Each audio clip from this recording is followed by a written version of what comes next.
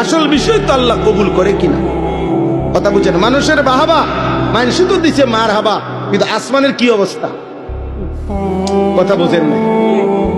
মানুষ তো বলছে জনাব অমুক 30,000, মানুষ কইছে মার হাবা, হাবারে মার মার তারে কাটছে, মা এত টাকা দিল কেন?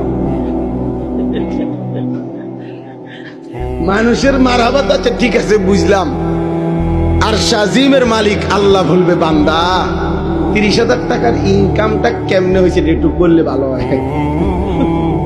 চিটারি কয় টাকা, বাটফারি কত, সুদে কত, কিস্তির কত, ওজনে কম দেহা কত, আমি দেখছি কাম হবে না। মার হাবা লইয়া বাদ যাবা, ঘুমাইলাম। তোমার মার হাবা তোমার সাথেই নাও, বাদ নাও, মানুষের জানাইও যে আল্লাহর রহমতে আপনার তো ভাই মার হাবা দিচ্ছে না,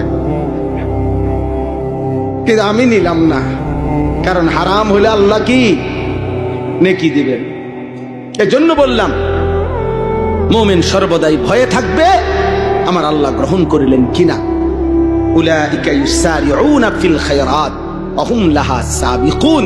আল্লাহ বলেন এই 4 গুণ হৃদয়ে যার আল্লাহর ভয়, আল্লাহর বিধান যে মেনে নিচ্ছে, করছে না যে শিরক, এবং আল্লাহর দেওয়া সব নিয়ামত আল্লাহর পথে যে ব্যয় করে, দিলে দিলে এই ভয় করে আমার আল্লাহ গ্রহণ করবে তো, আমারে আল্লাহ হাসরের ময়দানে গেলে নিবে তো, এই ভয় নিয়ে আল্লাহর ইবাদত, আল্লাহর হুকুম যে করতে থাকে, আল্লাহ বলে তারাই কল্যাণের পথে দ্রুত গতিতে এগিয়ে যাচ্ছে।